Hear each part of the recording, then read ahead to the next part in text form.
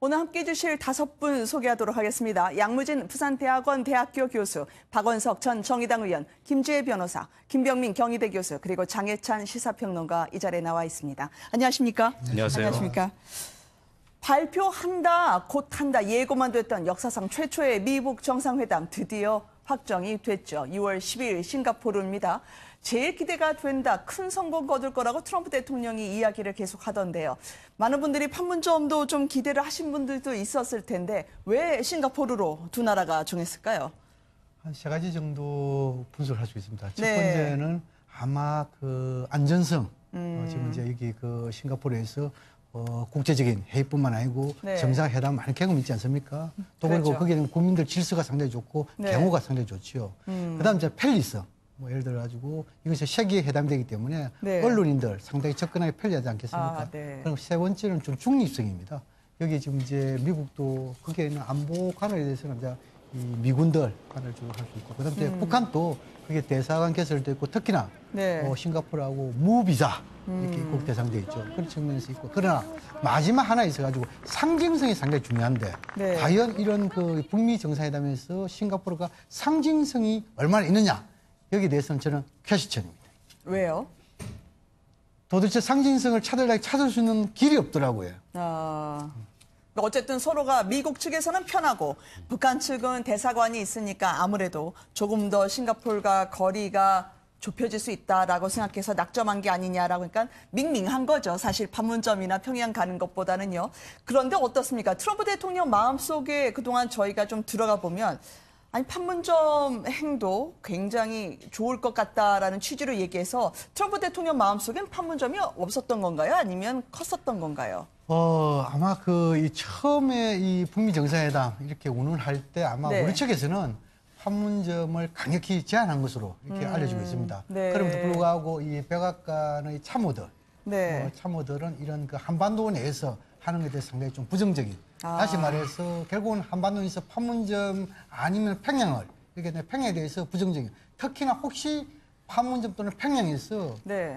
좋은 결실보다도 불확실한 이런 그 성과에 대해서 좀 불확실한 이런 거 네. 볼 때는 떨치고 나와야 되는데 거기에 대해서 좀 용이하지 않다. 막 그런 차원에서 아마 판문점, 평양에 대해서는 좀 제외된 것이 아닌가. 네. 그러나 이 남북 정상회담 판문점 선에서 성과를 보고 특히 문재인 대통령과 이 트럼프 대통령의 통화에서 이 판문점의 장점, 또 판문점에 한다면은 완전히 비핵화를 이끌어내면서 남북미 삼국 정상에 의해 가지고 종전선언까지 할 수 있다. 막 이런 네. 부분에 대해서 설득을 함으로 해가지고 그 당시에는 잠시나마 판문점을 좀 고려한 시점도 있었다. 네. 그렇게 알고 있습니다.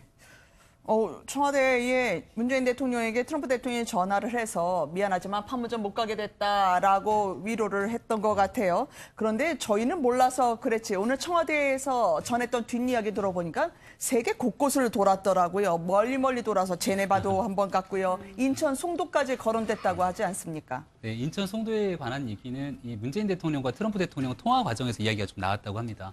가장 이 대통령이 이제 요구했던 부분들, 그리고 이 트럼프 대통령이 북미 정상회담을 성공적으로 이끌 수 있는 곳에 판문점을 이야기를 했었죠. 네. 하지만 여기에 대해서 이제 미국 백악관 내부의 의견들이 좀 있었던 것 같고요.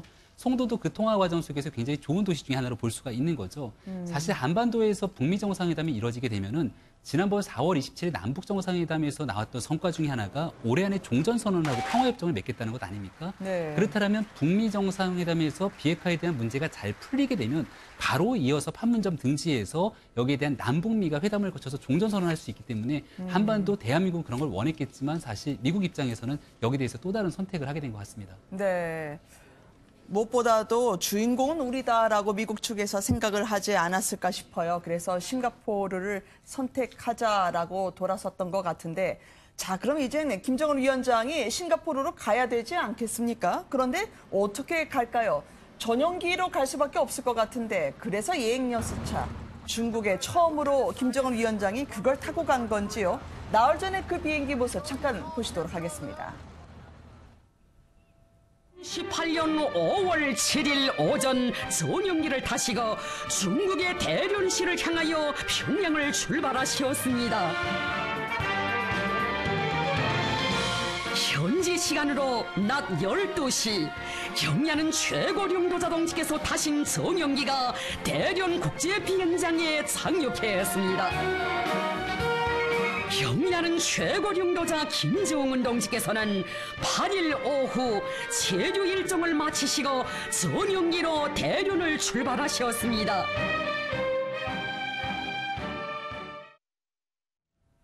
이제 저 비행기 전용기가 한 번 더 뜬다는 거죠. 싱가포르까지. 근데 운행이 가능한가요? 날 같다라고 하던데 그래도 할 수 있다. 의원님 어떻게 보십니까?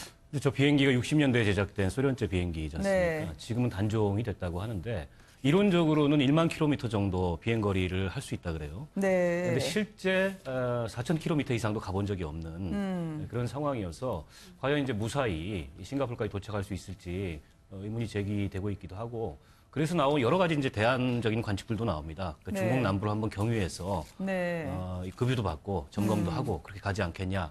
혹은 뭐 중국제 비행기를 대여하지 않겠냐 이런 얘기도 나오는데 네. 국가 정상회담을 하는데 남의 나라 비행기를 대여해가지고 갈 리는 만무하고요. 네. 아마도 뭐 직접 가거나 경유해서 가거나 그러지 않을까 싶습니다. 지금 북한이 항공 사정이 굉장히 열악해서 네. 민항기들도 대부분 비행거리가 1,000km 이내만 지금 운항을 하고 있기 때문에 일각에서는 과연 4,700km 정도 되는데 그 정도 비행을 해본 경험이 있는 조종사가 있느냐 이런 얘기까지도 나오고 있어요. 아, 아무튼 뭐 지금 시간이 남았기 때문에 다각도로 점검을 하고 대책을 세우지 않을까 싶습니다. 네. 과거에 80년대까지 할아버지를 태웠던 그 이후에는 장거리 비행 경험이 없다라는 비행기이긴 한데요. 어떻게 이번에 운송이 될까요? 과연 이 전용차도 수송기까지 동원해서 가져가게 될지 어떻게 전망하십니까, 교수님? 지금 이제 아마 북한은 그 전용기가 2대 있는 걸로 알려져 있습니다. 네. 참매 1호, 2호. 아마 2호 부분은 지난 이 평창올림픽 기간에 김영현 상임위원장이 우리나라 한 적이 있죠. 네. 또 그리고 지금 2호인지 1호인지 정확하게는 지금 알려지지 않고 있습니다만도 일전에 초영의 이 당 부장이 러시아 특사로 가다가 이 비행기가 중간에서 네. 몽골인가 이 정도까지 갔다가 다시 비행기만 돌아오고 본인은 다른 거로 해가지고 교통편에 해가지고 러시아 갔다 이런 시간이 있습니다. 근데 그것이 이제 1호인지 참여 1호인지 2호인지 정확히 모른다 이렇게 말씀드리고 지금 이제 일전에 이제 달에네 갔을 때 네. 김정은 위원장이 직접 뭡니까 이 참여 1호 타고 갔지요. 그랬죠. 그런 거 봤을 때 아마 여행 연습용이었다 보여지고 또 그리고 북한의 고량항 소속 수송기로 갔죠. 그 속에 이제 뭐냐 방탄용 차량. 네. 아마 이런 거 볼 때 충분히 지금 이제 우리 위원님께서 말씀하셨다시피 참외 1호가 한 4,700 내지 800km 비행거리가 된다 하면 논스톱으로 아마 그래요? 갈 가능성 네. 충분히 기술적으로 가능하고 그만큼까지도 만약 못 간다 하면은 이것은 비행기를 버려야 되죠. 네. 그래서 그 정도까지 설 수 있는 거고 아마 미국도 그것을 다 감안을 해가지고 네. 아마 싱가포르로 정한 것이 아니겠냐 저는 그렇게 분석합니다. 네, 창의적인 안을 제시를 해주셨네요. 이 시간 얼마 남지 않았겠지만 어쨌든 비행기가 뜨고 북미 정상회담, 미북 정상회담의 분위기까지 덩달아 뛰고 있습니다. 참 서로가요 늑다리 혹은 병든 강아지라고 적나라한 언어로 주고받던 게 몇 달 되지 않았습니다. 시절이 참 빨리 간다라는 느낌을 받게 되는데요. 서로를 대하는 모습도요. 공을 트럼프 대통령에게 김정은 위원장이 돌리고요. 참 정 같지 않았던 상황이었어요. 사실 중간에 긴장이 좀 더 팽배하기도 했었는데 네. 미국에서 CVID가 아니라 PBID라는 새로운 개념의 대량 살상 무기라던가 생화학 무기까지 전면 폐기하라는 요청을 하게 되면서 북한과 미국 사이에 긴장 관계가 흐르고 북미 회담이 혹시 불발로 가는 것이 아니냐는 걱정스러운 목소리도 나왔습니다. 하지만 이번에 폼페이오 국무장관이 2차로 방북을 했잖아요. 그 과정에서 협상 결과가 상당히 좋았고 북한에 억류된 미국 국적의 3명을 이제 석방되는 그런 성과도 있었고요. 네. 또 폼페이오 국무장관이 미국으로 돌아오는 비행기 안에서 기자들에게 PBID를 언급하지 않고 당초의 개념대로 CVID를 언급했다고 합니다. 이를 보면 북한과 미국 사이의 이 비핵화를 둘러싼 해법에 있어서 어느 정도 타결을 보지 않았나. 그렇기 때문에 이 두 사람 트럼프 대통령과 김정은 위원장 사이에서도 좀 더 한층 풀린 목소리가 나오는 것 같고요. 이 억류자 3명을 좀 일찍 석방해 준 게 북한에서는 당초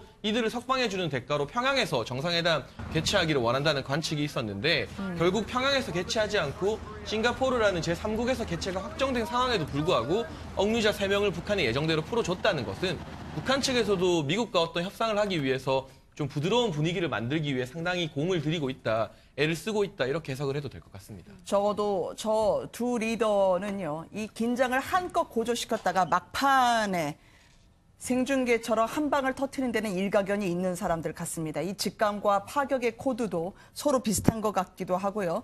이 멜라니아 여사하고도 한동안 불화설이 돌았다가요, 어제 손을 잡고 등장을 했습니다. 깜짝 카드를 계속 아마 트럼프 대통령은 생각을 하고 있을 것 같거든요. 판문점은 빗나갔고 이제는 영부인의 만남도 한번 도모할 수 있는 걸까요?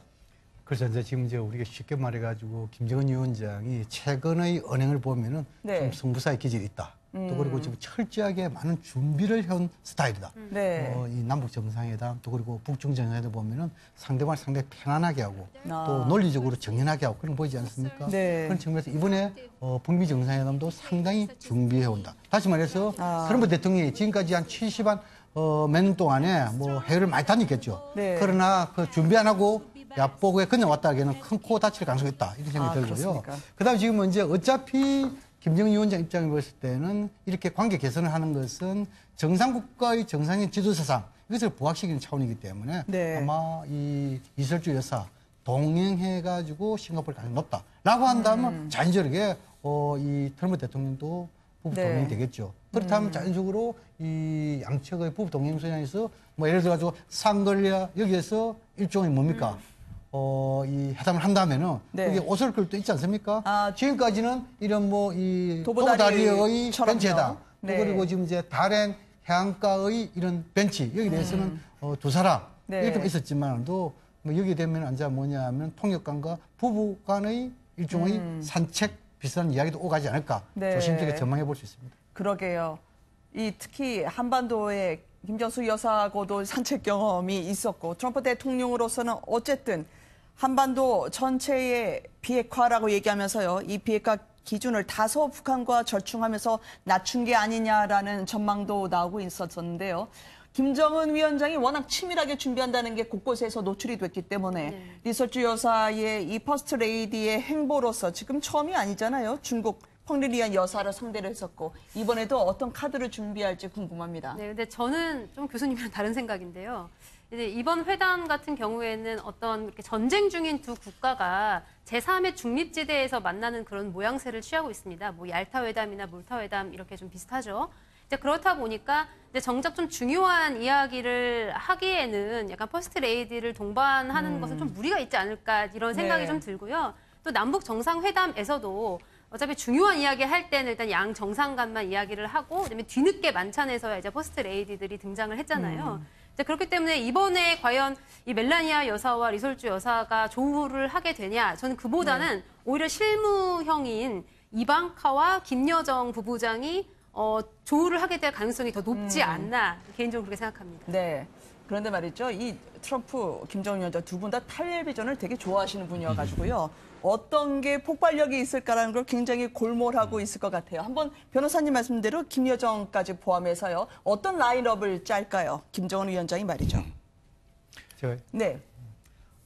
아마 지금 이제 김정은 위원장 입장에 대해서는 이번 북미 정상회담에서 어제를 네. 잘 알고 있기 때문에 어제는 큰 측면에서 보면은 체제 보장과 비핵화 아니겠습니까? 그렇다면은 북한 쪽에서 지금까지 계속 실무자 간에 또는 네. 뭡니까 이 미국의 폼페이오 특사 왔을 때 배석자 거기에 아마 동행자 있을 것이다. 라고 한다면 아마 김영철 네. 통전부장 또 그리고 지금 이용호 외무상 지금 이제 김여정이가 올 것인가 말 것인가. 네. 김여정이 보면은 지금 이제 중국 여기에 대해서는 동행했지요. 네. 방금 동행했는데 근데 지금 최근에 폼페이오 왔을 때는 배석을 안 했단 없었죠. 말입니다. 네. 그래서 이제 김여정의 동행 여부에 대해서는 50대 50으로 남기면 좋겠다 이런 생각이 들고 또 그리고 지금 이제 실무에서는 최선희 네. 지금 이제 북미 국장에서 외무성 부상으로 일단 동행하지 않을까 이런 생각이 듭니다. 특히 북한 주민들이 이 말씀해 주신 라인업 뒤에 여성들의 경우에도 미국과 북한의 퍼스트 레이디 김정수 리설주 여사 만났을 때는 마치 북한 주민들이 시집간 딸을 맞이하는 친정 어머니 같은 모습을 봤다라고 이야기를 하던데요. 이런 이미지가 주는 효과, 주민들에게 김정은이 또 고려를 하지 않을까요? 이게 이제 저는 이 두 사람의 두 퍼스트 레이디의 상봉 가능성이 굉장히 높다고 보는데요. 이제 정상외교의 성격상 사전에 실무회담을 통해서 중요한 의제들에 대해서 합의 수준까지 거의 조율을 합니다. 네. 특히나 이번 이제 북미 정상회담은 전 세계적으로 이목이 집중돼 있고 미 국무장관이 두 차례나 방북을 했을 정도로 CIA와 저쪽의 통전부 이 라인에서 상당 정도의 그 의제에 관한 합의나 또 합의문에 관한 내용까지 조율이 됐을 가능성이 높아서 이제 막상 그 정상 외교의 장에서는 극적 연출을 서로 간에 네. 필요로 하는 점이 있고 또 트럼프 대통령이 이제 리얼리티 쇼 진행자고 그런 걸 굉장히 좋아하는 분이지 않습니까? 네. 그리고 김정은 위원장도 이번에 남북 정상회담에서 봤을 때 못지않게 그런 것들에 대해서 준비된 그런 연출을 할 줄 아는 사람이어서 북한이 기왕에 네. 이 세계 최강대국이고 북한의 주요 적대국이었던 이 미국의 정상과 만나는데 저는 정상국가로서의 이미지를 한껏 고취시키기 위해서라도 영부인을 동반한 그런 외교를 하지 않을까 싶습니다. 네. 이제 문재인 대통령도요, 중재 역할을 계속 가속화할 것 같은데요. 12일 남았죠, 벌써? 미국 정상회담을 갖게 되고요. 또 한라인 통화도 조속히 남북 정상이 할 수 있도록 하겠다고 청와대가 이야기를 한 바 있습니다. 조금 전에 이제 오연준 군 보셨는데요. 오늘 점심 때요, 이 북한으로 갔던 우리 교류단까지요, 식사를 한번 문 대통령과 했었습니다. 그때 다 못다 했던 얘기를 하던데요. 이제야 들을 수 있는 예술단의 뒷이야기 전해드리겠습니다. 잠깐 보시죠.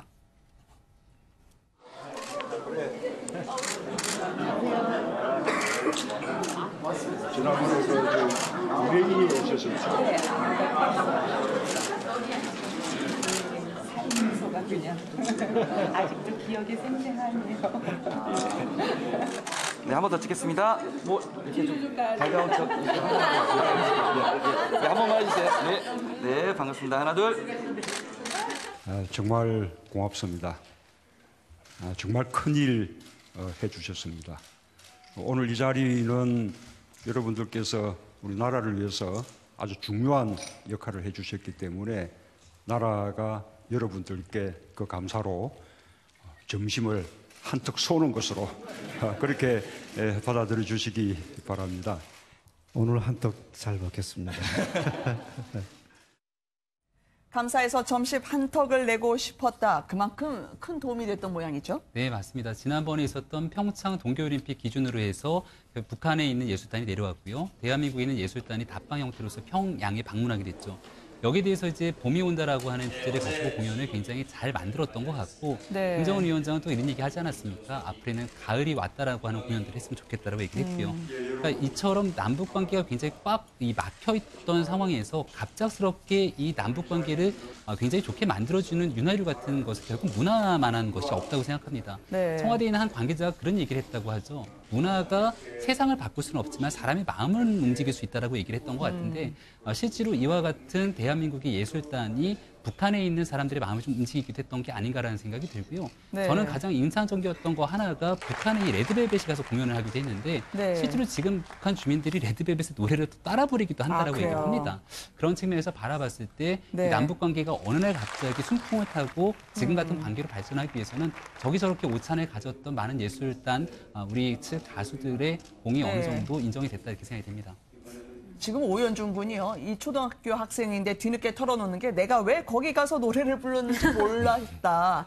그런데 나중에 와서 보니까 시끌벅적했겠죠. 역사의 한 페이지 장식했구나 생각했다고 하는데요. 문 대통령은 이 오연준 군 노래 끝난 다음에 만쳐서 하는데 상당히 어려웠었다. 목이 맨 경험은 처음이라 하던데요. 어떻게 네. 들으셨습니까? 뭐 오연준 군이 제 생각에는 이제 사실은 이제 거기서 공연을 할 때는 그 의미를 제대로 모르다가 막상 네. 공연을 하고 나와 보니까 온 TV를 켜기만 하면은 본인 노래 부르는 장면이 나와서 네. 굉장히 놀라기도 하고 당황스럽기도 했었을 것 같은데요.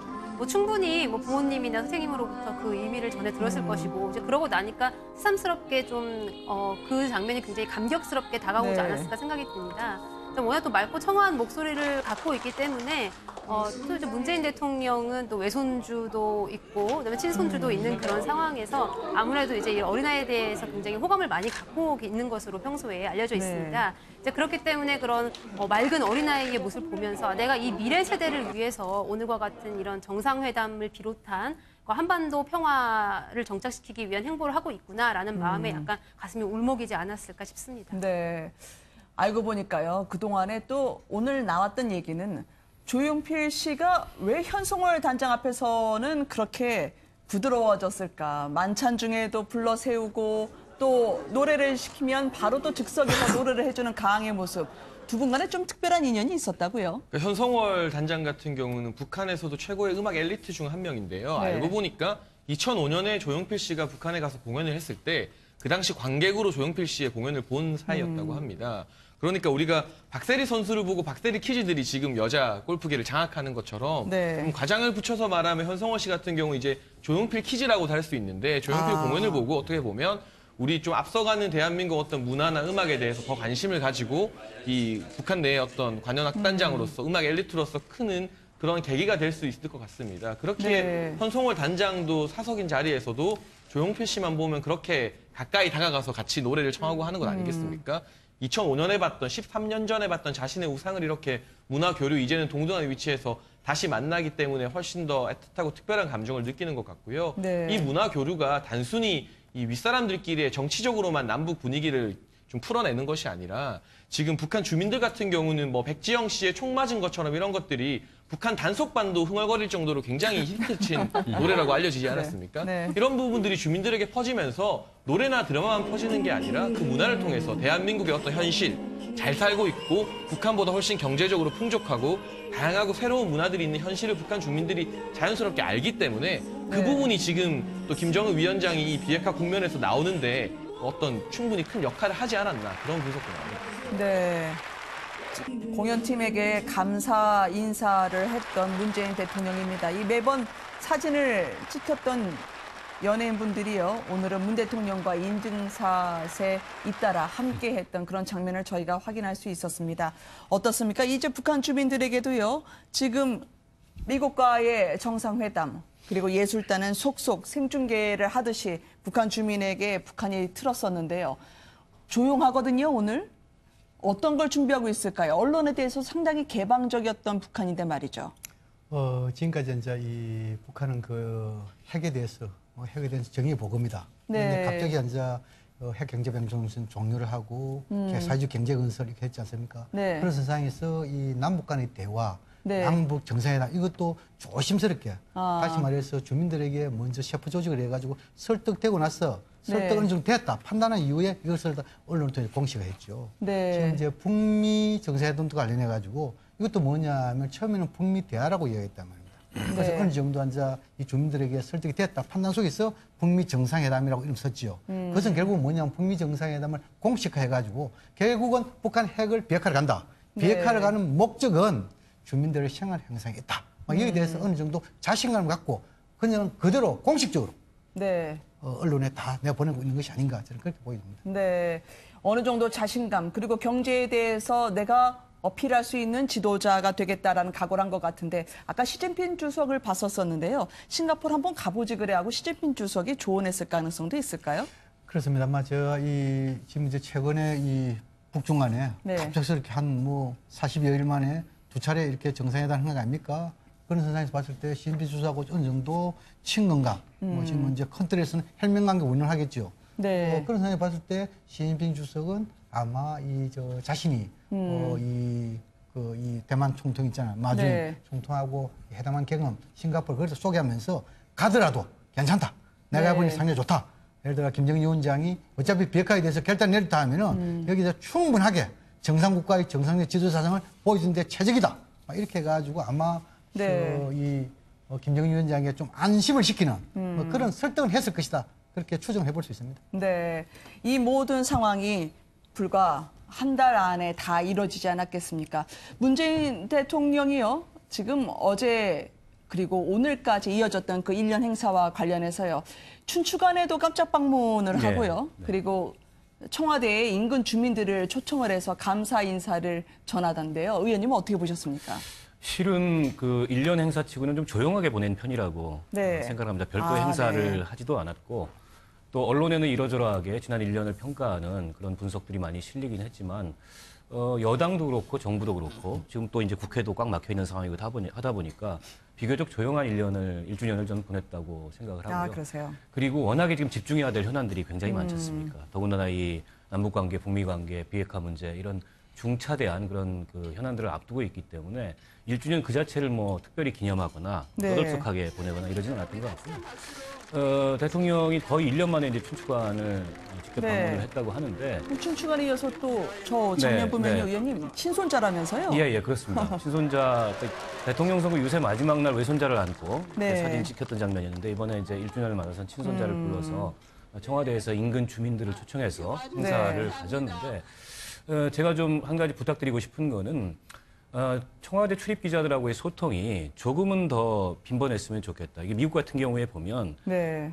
대통령이 백악관 기자실에 들어와서 직접 브리핑을 하고 기자들 질의응답하고 이거 아주 자연스러운 그 하나의 정치 일정인데 너무 사실은 우리는 그동안에 그런 것들이 좀 인색했고 특히 네. 박근혜 정부 시절에 거의 안 하다시피 했지 않습니까? 문 대통령이 좀 달라진 소통의 모습을 보이겠다 이런 이제 네. 말씀을 선거 때도 하셨고 또 이게 언론이라는 게 국민과 또 정치를 연결해주는 중요한 소통의 매개이기 때문에 그렇죠. 조금 더 빈번하게 청와대 출입기자들과 소통의 자리를 가지면 네. 그게 어쨌든 청와대 입장에서 대통령 입장에서도 나쁘지 않을 것 같다. 이런 생각을 네. 말씀하셨던 것처럼 손주 얼굴을 볼 기회가 없었었는데요. 극적으로 나타났네요. 네, 맞습니다. 문준용 군의 아들로 볼 수 있는데요. 네. 그러니까 실제 문재인 대통령은 대선 기간 동안에 가족이 여러 가지 구설수에 오르면서 피해를 당했던 거에 대한 극심한 스트레스가 좀 있었던 것 같습니다. 아, 그래요? 그러니까 대통령 선거 기간에도 가족들을 제대로 공개를 하지 않아서 지금 보이고 있는 딸의 모습을 대통령 선거 유세 마지막 날 그때 이제 처음으로 볼 수 있었고 그때 안고 있는 손주는 외손주인 거죠. 네. 이제 취임 1주년을 맞아서 친손주를 이제 대중에게 이렇게 공개하는 모습을 보이기도 했는데요. 그만큼 많은 국민들이 지지해주고 높은 지지율을 1년을 함께하고 있는 이 모습들을 좀 나누고 싶었던 것 같고요. 네. 그럼에도 불구하고 이제 과거에 노무현 전 대통령 시절에 워낙이나 이 불미스러운 일로 가족들이 고통받았던 것을 고려해보고 그 당시에 이 가장 가까이서 또 문재인 대통령이 함께 있지 않았습니까? 그래서 아마 정치를 하는 내내 가족들과의 관계는 조금 더 정치와는 멀리 떨어져 있는 모습들을 유지하려고 하지 않을까 이런 생각이 듭니다. 네.